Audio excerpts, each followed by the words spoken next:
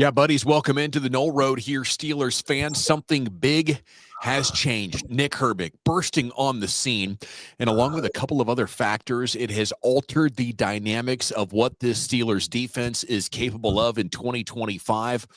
A Steelers two-time Super Bowl champ said Nick Herbig is the best pass rusher they got. React to that, like the video on your way in, subscribe if you like the channel. Here we go.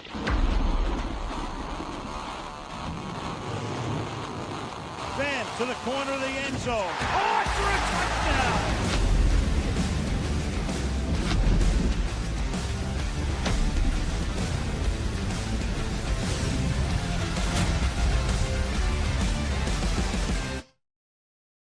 Yeah, buddy, welcome in.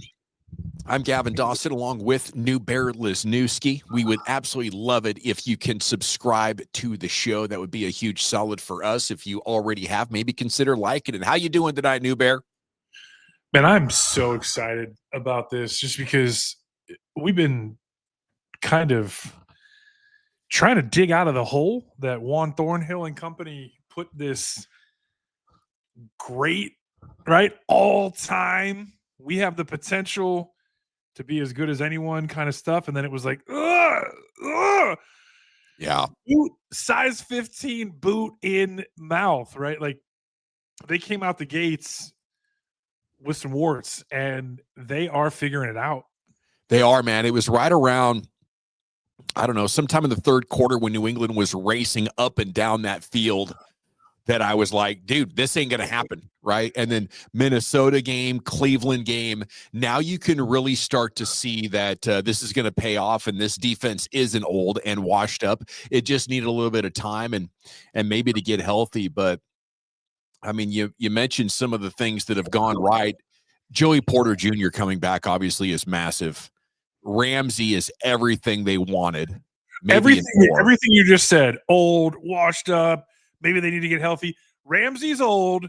He was hurt.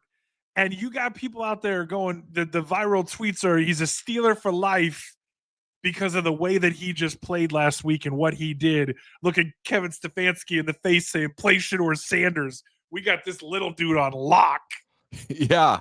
I mean, then Cam Hayward shakes off the rust. And we were thinking, man, you asked for that money and then you show up and play like that the first week of the season. But also Derek Harmon got healthy, and that's an impact rookie. Like the Steelers front office really did a hell of a job this offseason making this defense, I believe, complete. There's a reason Herbig's in lights, though. He's the thumbnail of this episode. He's someone we're going to be talking about and celebrating hopefully for a long time, because quite frankly, I don't think everybody expected this. It was probably split at best in that flip a coin type. Because, dude, at Wisconsin, he was listed at like 6'2", 227. He's listed at 240 now after spending some time in the protein shake line. He's not big. Like, all pun intended, he's not big. But you've got one of my favorite things that I'm excited, or one of the things I'm most excited to show about is these clips. Because he's left and he's right. He's inside him and he's outside him. It's like the damn Rudy speech, right? We're going inside him. We're going outside him. Doesn't matter what side, and then you're going to see him over center beat dudes. I mean, he's given up half a foot and 100 pounds to some of these guys. Yeah, and he really is one of these little guys that knows how to use it to his advantage. I think I said a couple of shows ago, he's stronger. Like in some of these situations, he's able to get that real extension and push on the tackle and drive him back just a little bit to slip underneath. So I think, I mean, this is from Mike Renner, and what's the slug on it? He is undersized, pass rushing, teaching tape. He's so dang good. This is from a Shrine Bowl scout, right? This is a guy, his whole job is to just judge the dudes who come out and compare the other dudes and rate them about what kind of pro they're going to be. And, when you go back and look, the Wisconsin stuff is undeniable. The Big Ten stuff is undeniable. The Steelers love Big Ten guys, and they love dudes, pedigree dudes, and bloodline dudes, and guys that their fellow alums are going to go vouch for. TJ Watt isn't just saying, hey, this Herbig, and his brother was on the roster, right? When we're talking about all this other stuff on the other side, way bigger kid, right? But TJ Watt isn't just saying, yeah, he's my mini-me. TJ Watt's out there saying, Herbig's got way more in his bag than I got.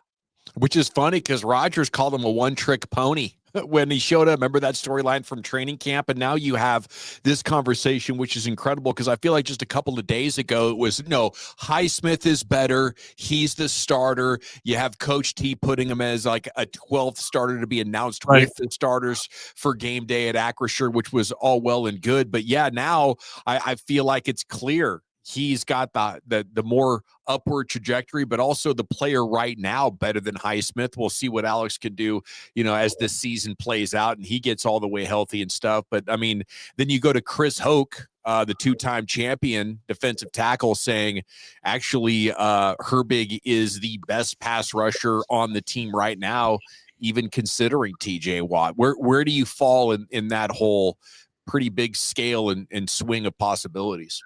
The one caveat to anything you're going to do in any of these arguments is who's the most double teamed, who's the most triple teamed, who's the most chipped.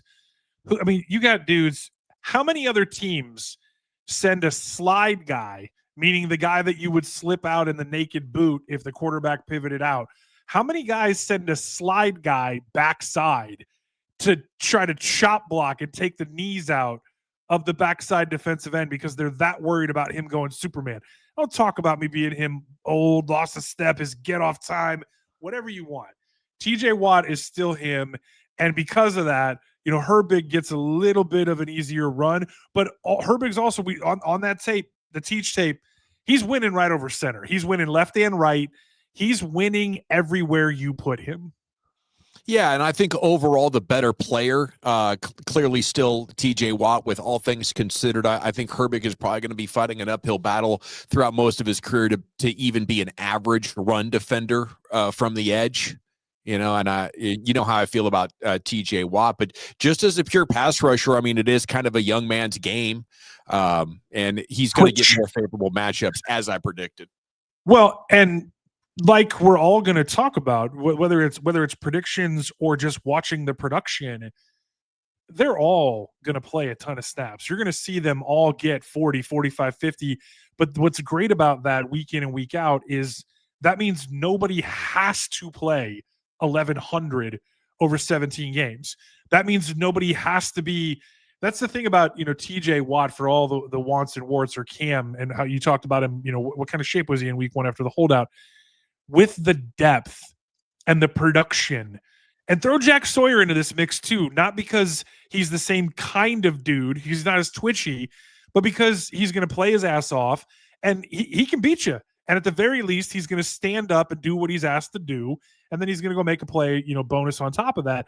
So there's just less drop off with this team than any other team when you go from your 1 to your 2 to your 3. And oh, by the way, when they're all healthy, we'll just roll them all out there on third down together. I mean, you not only can you get a rotation going, but you are so insulated to injury. I mean, I'm going to go ahead and knock on wood here, but you could theoretically just have one of these guys and build a pretty good front around it. It wouldn't be as fresh in the fourth quarter. It wouldn't be as fresh as it is in December and January. But like they just demonstrated, you can go without a player of Highsmith's caliber for 4 weeks and be like, oh, that's right, we got Highsmith too. And now this thing, we're already second in sacks in the entire league. And now he's stepping back out onto the field. So it really is a rare and unique opportunity. Teaser for another show that we're preparing to do. It demands that you make some moves on offense to give Aaron Rodgers just another weapon or two, to make sure the offense can hold up its end of the bargain. But, I wanted to ask you, since it is my first year covering the Steelers this up close, how much better is Herbig than he was just last year? In your opinion? Well, it's the consistency. Like it's one thing to win and make splash plays. He's doing it damn near every play. And I think playing the piano, like you like to talk about with offensive linemen being able to be interchangeable and play multiple positions, on the defensive side, particularly at his size, to be able to insert and win, or even just going left to right, with all the talk about TJ and what he is or is not versus Miles and what they do or do not, and lining him up and other guys over time, meaning all time, and today's greats. Like, Herbig is just going in and slotting in wherever you say 51, you're up, and whoever he's in for, he's going to go kick whoever's across from his ass. And the reason that this is so important, and when you talk about the depth, and when you talk about the surviving 4 weeks without Highsmith with a groin or January football, is that, like, as we really, really, really get into this, right, it's about getting home. And you can look at hurries where someone like the Dallas Cowboys, literally the worst defense in the league, actually leads the league in hurries. But they have 33 of those. They only have 11 sacks, right? Whereas the Steelers only have 18 hurries. And a hurry is literally measured by making the quarterback throw the ball earlier than intended or being chased out of the pocket. They only have 18 of those, but they have 20 sacks. They've gotten home 20 times. And why is that so important, getting home versus the PFF pass rush, win weight, and all the things that they try to use to make Myles Garrett better than TJ Watt, inventing ways to do so, is because less than 10%, I think it's like 8.2, less than 10. I think it's 8% of drives that you get a sack, no touchdown.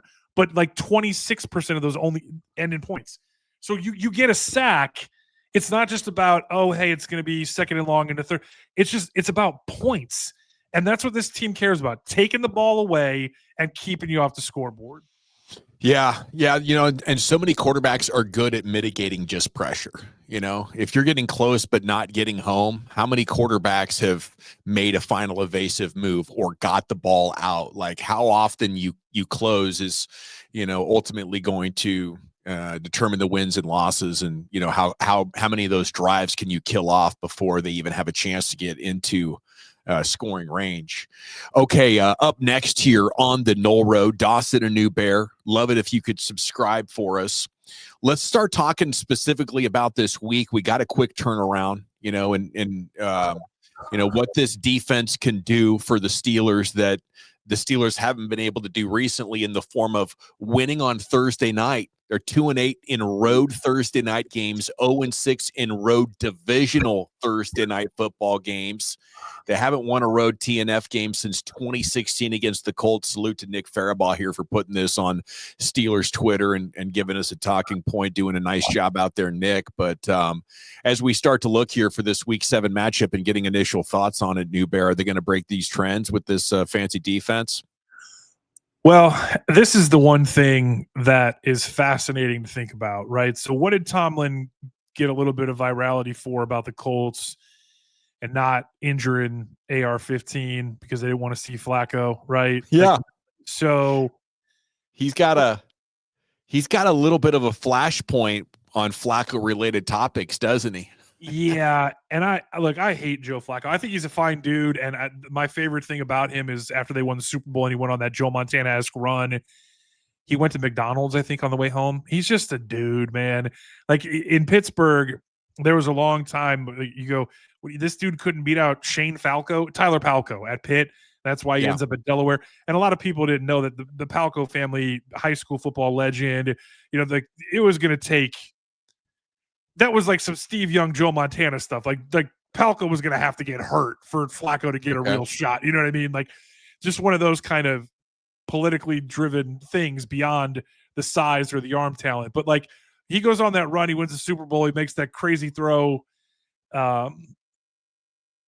He goes to McDonald's on the way home. Like, how can you not love a dude like that? I think he had just signed. He was the highest paid quarterback, talking about, eating fast food and just being a regular Joe, all name pun intended. And then you see him on the sidelines when everyone's like expecting this dude to just retire. They think he's Sleepy Joe. He just kind of doesn't care. And then you see him on the sidelines just screaming and yelling and getting fired up and becoming a meme and getting through stuff. But like, one of the things that scares me about this week, jokes aside about Joe Flacco, in Indianapolis, right, when he beat the Pittsburgh Steelers 5 minutes ago, like, you go through, okay, yeah, they had Jonathan Taylor. But like, he's throwing to Michael Pittman, Josh Downs, and that's pretty much it, right? That was pretty much it who caught balls that day. And I think they went for like 14 or 15 combined, and they did work over 200 yards. It's Michael Pittman, who's a good player. Josh Downs is a good player. They ain't T. Higgins and Jamar Chase. And now you're putting Flacco with those two dudes just throwing bleep U balls. Thursday night's going to be interesting.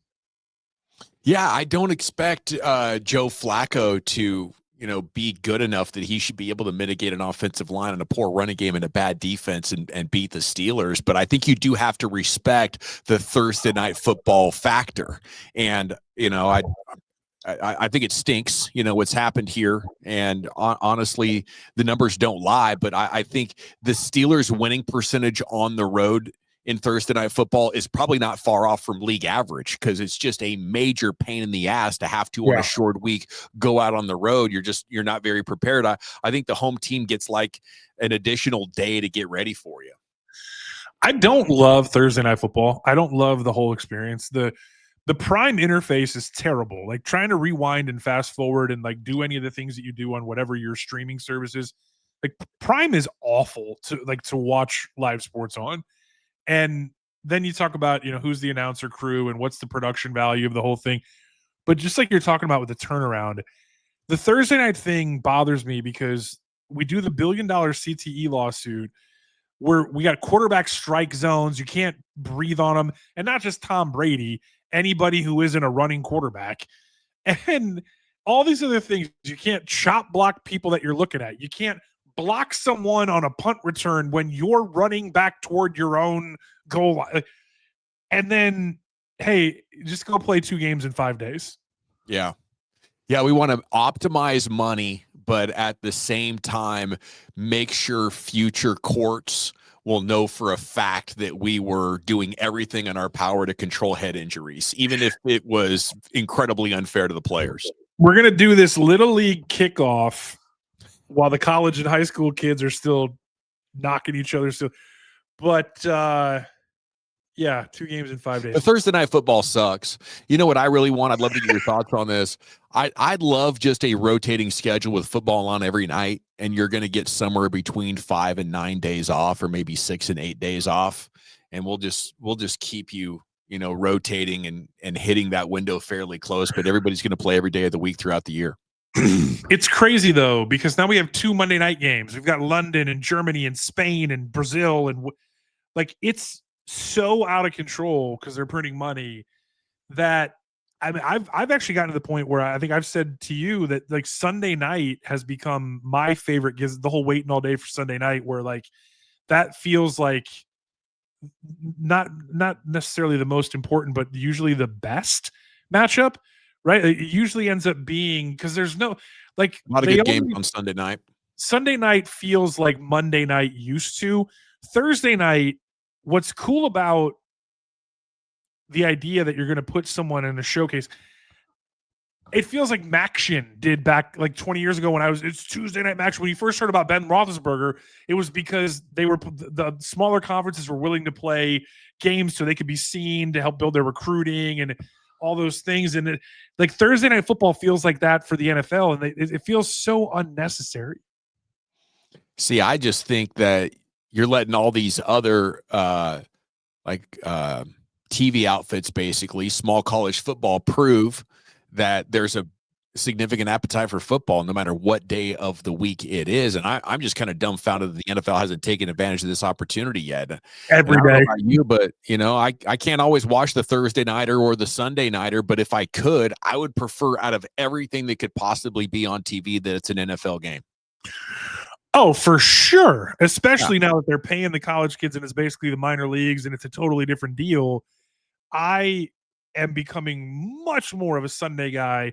Like I was always a Sunday guy, but Saturday was just different because it was like nostalgia and it was all the things that were still somehow pure about the whole pugilistic thing that we do.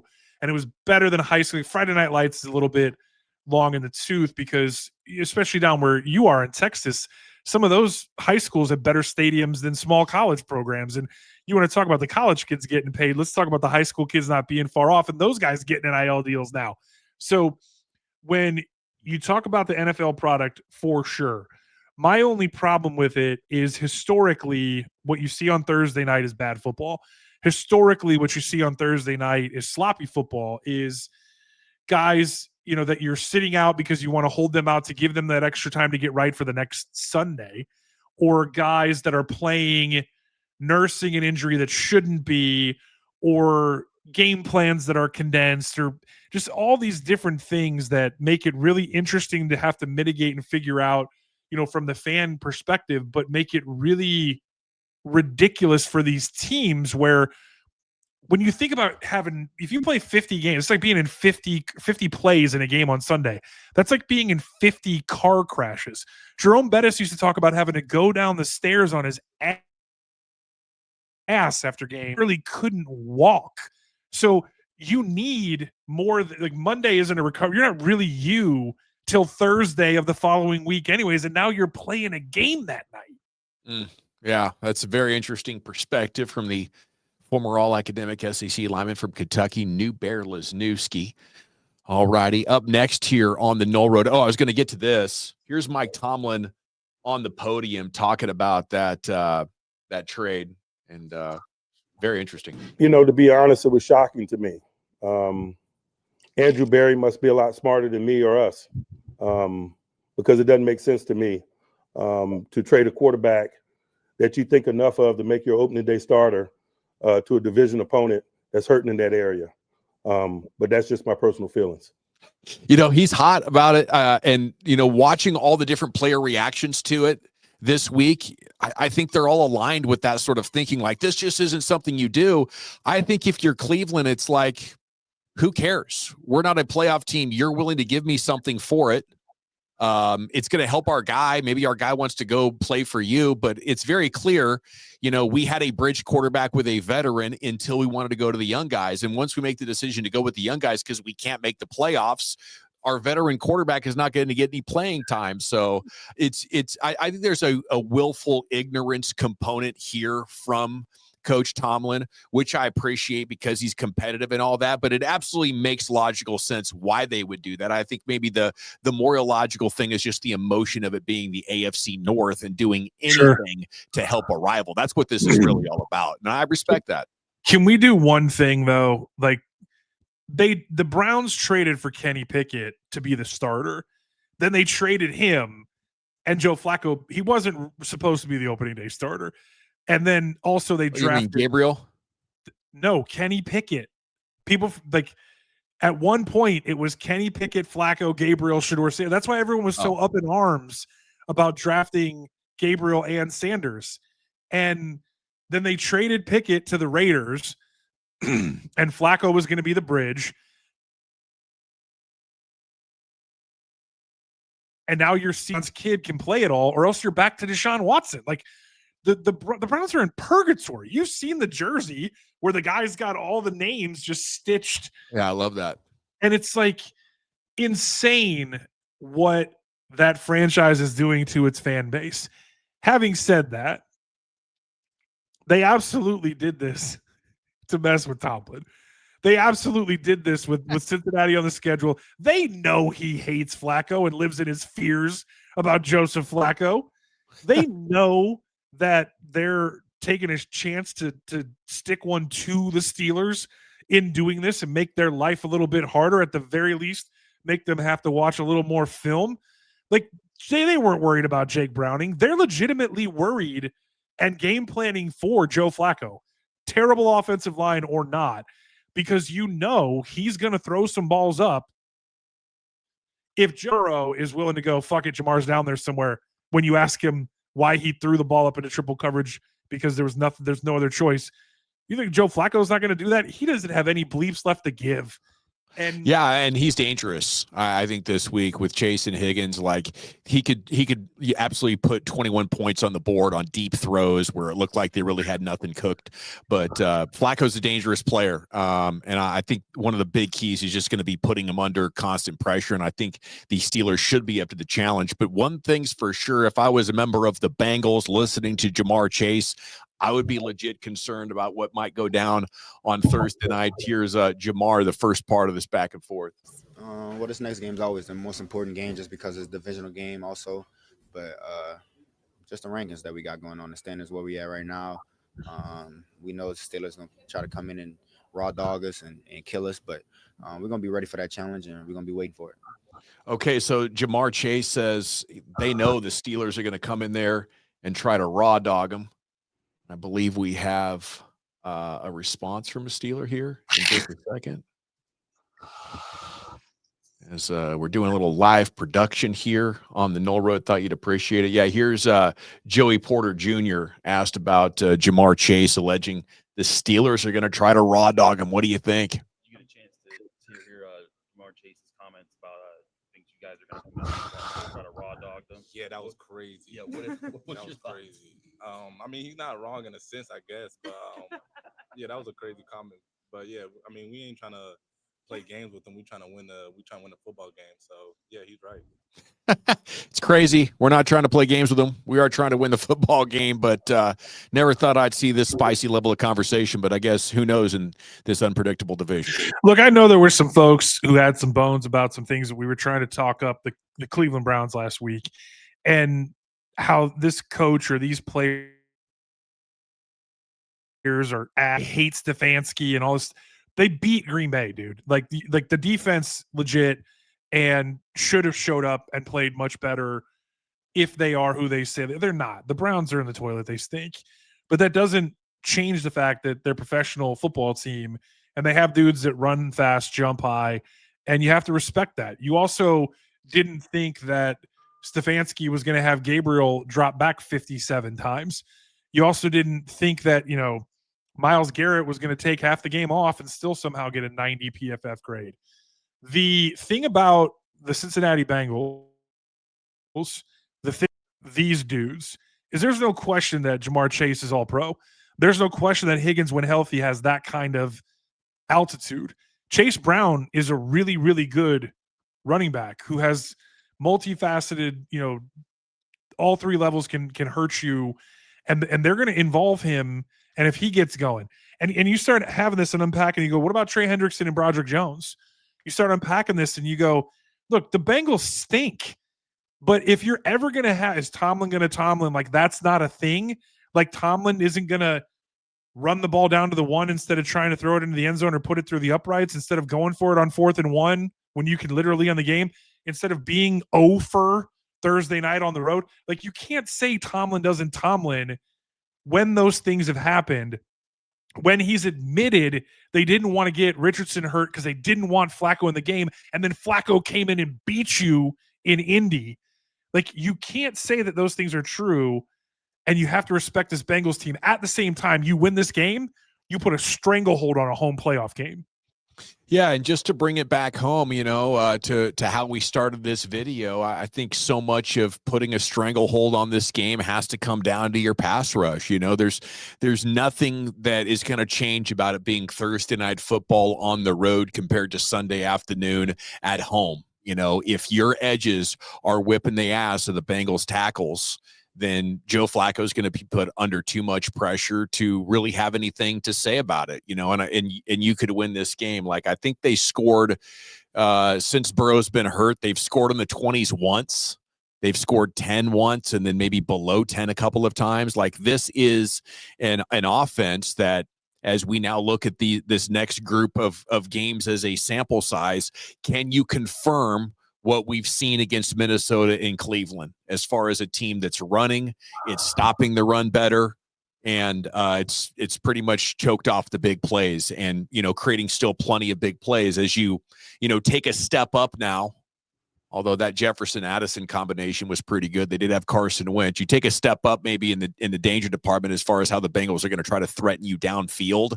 How do you hold up against that? And, I think like 24-10 probably should be the goal of what you want that evening to look like.